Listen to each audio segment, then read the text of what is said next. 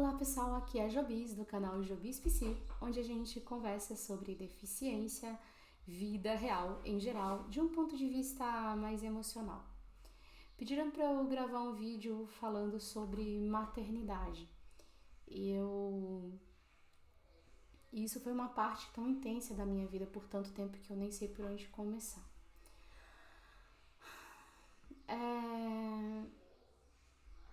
Eu entendo que a maternidade é um direito nosso e uma responsabilidade. Então, quando a gente opta por ter um filho, a gente está se colocando na posição de, por vários e vários anos, colocar uma pessoa acima de nós mesmos em boa parte do tempo. Isso pode ser bem legal e pode ser bem massacrante também. Uma pessoa com deficiência, ela vai ter todos os sentimentos, todas as questões relacionadas à maternidade, mas ela vai ter algumas questões a mais, que são importantes da gente saber que elas estão lá. Uma insegurança, por exemplo, que a gente tem, que não é compartilhada pela maioria das mulheres sem deficiência, é: poxa, será que eu vou dar conta? E um outro aspecto bem diferente das outras mulheres é que a gente tem um monte de gente falando muitas vezes, acontece assim: não, eu acho que você não vai dar conta. E isso é muito difícil para o nosso empoderamento. Quando a gente pensa que bebês se vinculam bastante através do cuidado que recebem e através da visão, mulheres cegas que não cuidem de seus filhos e não fiquem muito tempo com eles vão ter bastante dificuldade de ter essa vinculação. No nosso caso, a gente substitui a visão pelo tato. A gente substitui um sentido só, que é responsável por cerca de 80% das informações que o nosso cérebro recebe, por todos os outros sentidos. Então, para mim, ter meus filhos foi uma experiência muito intrínseca, sabe? No sentido que eu tive que acessar muito o que estava dentro de mim, do bom e do ruim. Então, foi uma experiência transformadora, foi uma experiência extremamente agradável, mas foi uma experiência bastante difícil. De repente eu entendi que eu teria que lutar muito, muito, muito para ter o que todas as mulheres têm, a chance e as condições de construir um relacionamento ótimo com seus filhos, um relacionamento suficientemente bom. Então foi um período de bastante solidão. Foi um período também que a internet se mostrou muito importante na minha vida, porque foi nela que eu encontrei pessoas que me ajudaram. Algumas tinham deficiência também, outras nem imaginavam que eu tinha deficiência. Teve uma vez no grupo que foi muito engraçado, porque eu tava num grupo tirando dúvidas, e lá pelas tantas o pessoal achou que eu tava mentindo, porque na verdade eu com certeza não podia ser cega. E de boa, não tem problema nenhum, faz 15 anos e acho que as coisas acontecem. Mas quando eu comecei a perceber que havia essa invisibilidade, né? Mães com deficiência, elas dificilmente são representadas como mães. Elas são representadas como, quando acontece, como heroínas, como seres de outro mundo. E isso é muito complicado, porque a maternidade real da mãe com deficiência, ela continua invisibilizada. Em via de regra, as pessoas não querem realmente saber das nossas demandas, elas não querem realmente saber das nossas potencialidades, elas querem ou que a gente fique bem quietinhas, ou que a gente vire lá, suba lá no totem, estejamos lá no totem tocadas, mas a vida nos toca. A vida nos toca tanto no sentido de que nos afeta, nos toca, como no sentido de que nos cabe. Então me cabe estar aqui.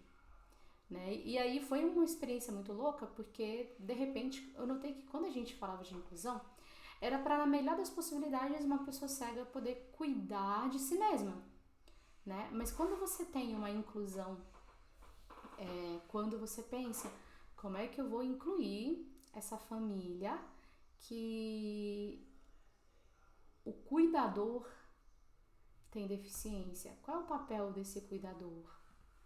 Ele vai ser cuidado pelo bebê? Vai ser cuidado pela criança pequena?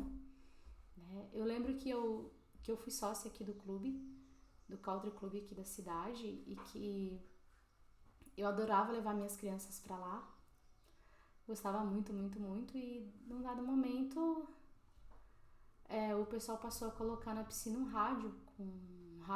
som muito alto.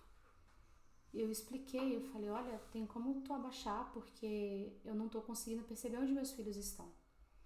Eram 3 crianças pequenas, e a resposta foi, não se preocupa, a gente olha pra você. Então, não passou pela cabeça daquelas pessoas que eu, como mãe com deficiência, precisava muito, muito, muito ser capaz de ouvir os meus filhos, já que eu não poderia vê-los, né? E não ser capaz de ouvi-los tirava totalmente as minhas possibilidades de interagir com eles naquele espaço. E aí, depois de algumas tentativas infrutíferas, eu nunca mais levei minhas crianças para o clube, né? E foi uma perda que a gente teve por uma perda atitudinal. Eu noto que quando a gente fala em deficiência, inclusive em família, com deficiência, as pessoas sempre pensam na tecnologia. A tecnologia tá aí, já facilitou muita coisa. Põe uma coisa na cabeça de vocês. A acessibilidade atitudinal é a bandeira que a gente vai hastear para sempre. Por exemplo, outro dia a gente estava conversando num espaço em comum que existiam alguns recursos para cegos, mas as pessoas não diziam que esses recursos estavam lá. Então o cego não enxerga. Se você colocar um recurso, mas não avisar para essa comunidade que esse recurso está lá, a depender da situação, não explicar como essas pessoas usam esse recurso, o recurso vai ficar lá sozinho para sempre. Então, de outras vezes a gente tem pisos táteis, eles são colocados de uma forma totalmente aleatória, porque as pessoas não se informam de como se coloca o piso tátil, né? Fazem o mapa do local na cabeça e saem colocando o piso ao seu bel prazer, assim. De outras tantas vezes acontece deles colocarem coisas no piso tátil, do piso tátil levar pra parede, levar pra buraco, é uma coisa assustadora. Então, a gente não vai conseguir praticar inclusão, incluir de verdade, se a gente não se dispuser a ouvir essa população. E o que isso tem a ver com maternidade? Tudo. Porque se as pessoas têm dificuldade de ouvir uma mulher com deficiência, essa dificuldade aumenta muito mais quando essa mulher tem um bebê no colo. Aumenta muito mais quando essa mulher é mãe de um aluno sem deficiência, né? Quando as minhas crianças estão aqui frequentam a escola, não tive problemas na escola, tive acesso à apostila em PDF, tive acesso a recados acessíveis. As 2 escolas em que eu fui, as pessoas foram muito conscientes, acolhedoras, respeitosas, né? O objetivo, e agora, sim, do Inácio. Mas eu lembro que eu fui numa escola e a gente tinha quase fechado a matrícula, né? E aí eu expliquei que não adiantava escrever os recados na agenda. Meus filhos eram pequenos, assim, porque eu não ia conseguir ler, né? Então, eu perguntava se não podia mandar o recado por e-mail, por mensagem. Eu lembro daquele suspiro de conformação que a diretora fez, tipo, sim, hoje a gente tem que incluir todo mundo, né? E eu falei, caramba, a gente nem começou e já tá assim. Aí eu não coloquei eles lá. Como eu tinha, graças a Deus, a possibilidade de incluir, né, de colocar a criança, de escolher, eu não coloquei lá, porque eu falei, ok, eu já entendi que inclusão aqui é uma obrigação, não é um direito humano encarado com respeito e mesmo com entendimento. Não coloquei na escola, porque eu falei, nossa, já entendi, não vamos começar. Então,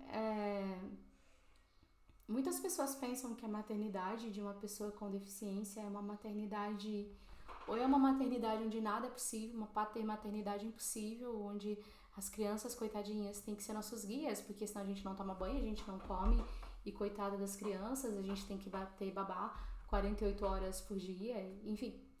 Ou as pessoas pensam que nós somos super-heróis, que resolvemos tudo, e que as coisas para nós é tudo muito, muito fácil, porque, bom, nós somos super-heróis, nós somos exemplos, nós somos gênios, e não é, né? A maternidade real da pessoa com deficiência é uma maternidade muito afetuosa, muito visceral, precisa ser, porque a gente não consegue ter a mesma mobilidade das outras pessoas, né? A deficiência, na maioria das vezes, vai significar menos mobilidade. E significa uma luta muito forte contra o capacitismo, a discriminação, porque dessa vez a gente não vai ter somente os pais, a pessoa deficiente como vítima, mas uma criança, né? E a criança é uma pessoa vulnerável. Então é muito difícil para uma criança ver os seus pais sendo alvo de chacota, ver os seus pais sendo maltratados só porque estão existindo, ver as pessoas ordenando, esperando que eles cuidem da gente. Então, assim, isso para uma criança, eu posso falar isso porque eu tive 3 crianças, é muito pesado. Muito, muito, muito, muito pesado, gente. Então, assim, pra gente que é pai, pra gente que é mãe, é uma coisa com a qual a gente tem que lidar todos os dias. Então, vamos pensar na acessibilidade atitudinal. Eu acho que se a gente conseguir pensar nisso, a gente vai conseguir incluir mais e ser mais feliz.